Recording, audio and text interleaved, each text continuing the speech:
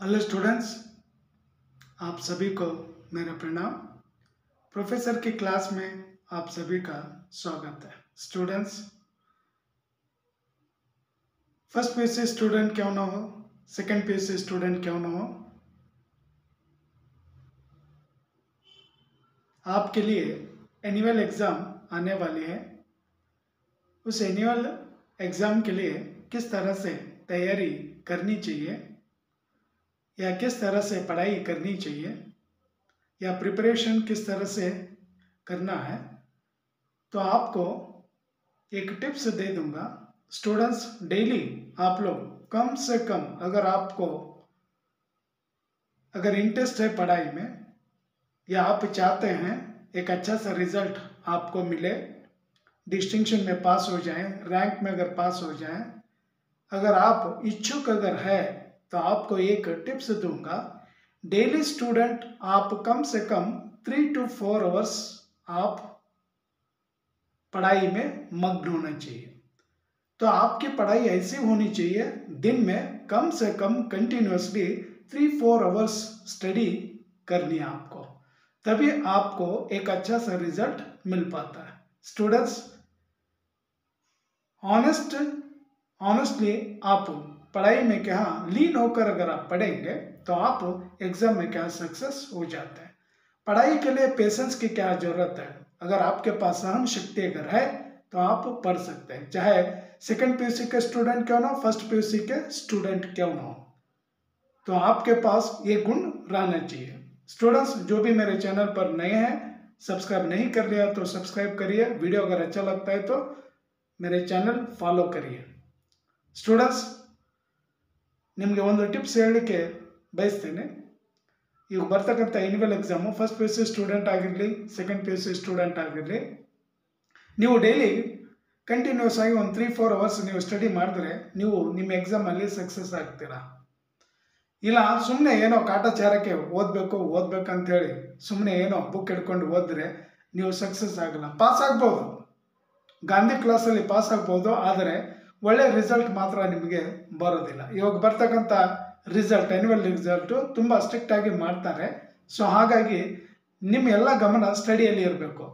So continuous ಆಗಿ 3-4 hours ಓದಿದ್ರೆ ನೀವು ನಿಮ್ಮ ಎಕ್ಸಾಮಲ್ಲಿ ಸಕ್ಸಸ್ ಆಗ್ತೀರಾ। Students, seriously I am telling you, those who are first PUC and second PUC students, seriously you start your real study, because this year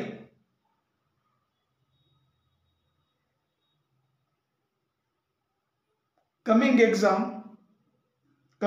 means annual exam will be so strict. That's why I am telling you, seriously you study every day 3 to 4 hours, and what you have studied, no, you remember everything, or you remember all answers, then only you will success in your examination, and which result you want, that result you will get. So ಹಾಗೆ ಮಾತ್ರ ನೀವು ಓದ್ಬಿಟ್ರೆ ಚೆನ್ನಾಗಿರುತ್ತೆ। ಆಮೇಲೆ writing skill ಕೂಡ ತುಂಬ ಮುಖ್ಯ ಆಗಿರುತ್ತೆ। ಬರೀ ನಾನು ಓದೋದ್ರೆ ರೈಟಿಂಗ್ ಸ್ಕಿಲ್ಲು ಕೂಡ ಇರಬೇಕು, ಬರೀತಕ್ಕಂಥ ನಿಮ್ದೇನು ಶೈಲಿ ಇರುತ್ತೆ ಆ ಶೈಲಿ ಕೂಡ ಚೆನ್ನಾಗಿರಬೇಕು। ಸೊ ನೀಟಾಗಿ ಬರ್ಕೊಂಡು ಹೋದರೆ ಒಳ್ಳೆ ಮಾರ್ಕ್ಸ್ ಬಂದ್ಬಿಡುತ್ತೆ। ನೀವು ಏನು ಓದಿರ್ತಾರ ನೆನಪು ಕೂಡ ಇಟ್ಕೊಳ್ಬೇಕು।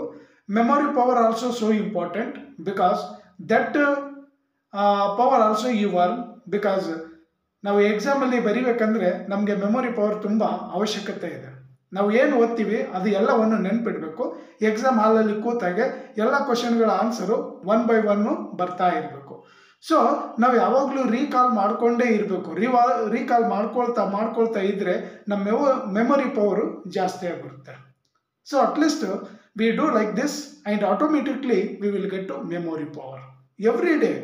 At least we study every day, we remember what we have studied, no, we remember answers, and जो भी हम पढ़े ना वो एक बार रफ में लिखते आप चले जाइए, पढ़िए और लिखिए, पढ़िए और लिखिए। तो ऐसे करने से आप क्या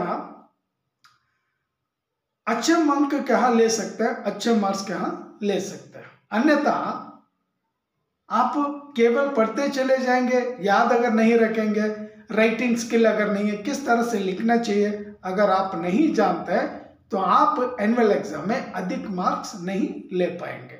तो इसलिए स्टूडेंट आपको जागृत कर रहा हूं, दोनों काम आप निरंतर करिए, पढ़ाई भी करिए और लिखिए, पढ़ाई करिए लिखिए, पढ़ना लिखना निरंतर दोनों काम करिए। तो ऐसे करने से आप क्या सक्सेस हो जाते हैं। एंड स्टूडेंट हिंदी के लिए आपको वर्कबुक क्या रेफर करना है ग्रामर के लिए, देन टेक्स्ट बुक क्या रेफर करिए। ये दोनों रेफर करके अगर आप पढ़ेंगे तो ग्रामर में अच्छे मार्क्स क्या आपको मिलेंगे। क्योंकि अगर आप लैंग्वेज में अगर अधिक मार्क्स अगर लेना चाहते हैं तो आपको ग्रामर भी क्या आना चाहिए, ग्रामर के आंसर लिखने में आपको दिक्कत नहीं होनी चाहिए। स्टूडेंट्स अगर ಲ್ಯಾಂಗ್ವೇಜ್ ಅಲ್ಲಿ ನಿಮಗೆ ಜಾಸ್ತಿ ಅಂಕ ಬೇಕಂದ್ರೆ ನೀವು ವರ್ಕ್ ಬುಕ್ ಮಾತ್ರ ರೆಫರ್ ಮಾಡಿ, ವರ್ಕ್ ಬುಕ್ ಮತ್ತು ಟೆಕ್ಸ್ಟ್ ಬುಕ್ ತುಂಬಾ ಗ್ರಾಮರ್ ಪಾರ್ಟ್ಸ್ ಇದೆಯಲ್ಲ, ಆ ಗ್ರಾಮರ್ ಪಾರ್ಟ್ಸ್ ಕರೆಕ್ಟ್ ಆನ್ಸರ್ ಬರೆದ್ರೆ ನಿಮ್ಗೆ ಒಳ್ಳೆ ಮಾರ್ಕ್ಸ್ ಬಂದ್ಬಿಡುತ್ತೆ। ಸುಮ್ಮನೆ ಕಾಟಾಚಾರಕ್ಕೆ ಓದೋದು ಮಾತ್ರ ಮಾಡಬೇಡಿ, ಆಮೇಲೆ ಮನಸ್ಸಿಟ್ಟು ಓದ್ಕೊಳ್ಳಿ। ಅದು ಕನ್ನಡದಲ್ಲಿ ಹೇಳ್ತಾರೆ, ಕಷ್ಟಪಟ್ಟು ಓದಬಾರ್ದಂತೆ ಇಷ್ಟಪಟ್ಟು ಓದಬೇಕು। सो हमें ऐसा गुण क्या रहना चाहिए, हमें दिल से क्या चाहकर पढ़ाई करनी चाहिए।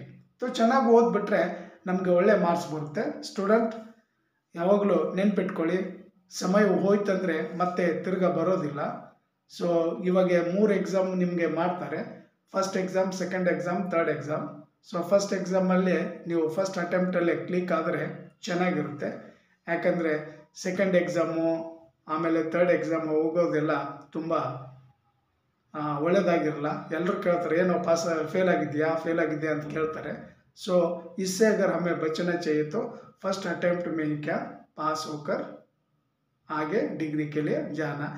मैं साइंस स्टूडेंट, आप भी क्या सीरियस से पढ़िए, चाहे साइंस स्टूडेंट्स क्यों हो चाहे कॉमर्स स्टूडेंट क्यों हो, रेगुलरली 3 to 4 आवर्स आपको पढ़ाई करनी है। अगर आप पढ़ेंगे तो एग्जाम में क्या सक्सेस हो जाते हैं। स्टूडेंट हिंदिಯಲ್ಲಿ ಏನು ಬರಲಿಲ್ಲ ಅಂದರೆ ನನ್ನ ಚಾನಲ್ ಫಾಲೋ ಮಾಡಿ, ನಿಮ್ಗೆ ಏನು ಬರಲಿಲ್ಲ ಅಂತ ನೀವು ಕಮೆಂಟ್ ಬಾಕ್ಸಲ್ಲಿ ನೀವು ನನಗೆ ತಿಳಿಸಿಬಿಡಿ, ಕಮೆಂಟ್ ಮಾಡಿ।